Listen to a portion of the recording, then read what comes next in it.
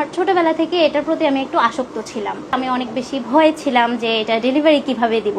তখন আমার বিয়ে হয়নি, তখন নতুন নতুন মাত্র কাজটা শুরু করলাম। এখনো নিজেকে অনেক বড় ভাবছি না, আমি এখনো ছোট জায়গায় আছি, তবে বড় কিছু করতে চাচ্ছি। আমি হ্যান্ডমেড ক্রিয়েশন নিয়ে কাজ করছি।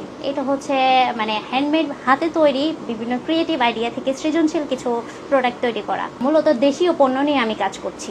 আমি কি করতাম, ওই যে পাতা ফুল থেকে কালার নিয়ে হচ্ছে যে নিজে নিজে ক্যালেন্ডারের পেছনে আমি আঁকাঝোঁকা করতাম।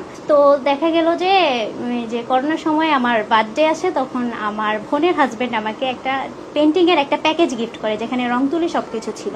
ওখান থেকে আমি আঁকাঝোঁকা করে টুকিটাকি আমি আমার প্রোফাইলে পোস্ট করতাম। তখন আমার বয়স ছিল 18-19 এরকম। প্রথম অবস্থায় আমার এক সুপারি পাতার খোলের যে প্লেটগুলো আছে ওগুলো নিয়ে আমি কাজ শুরু করি। ওইটা হচ্ছে যে ক্যানভাসের মতো করে আমি আঁকতাম।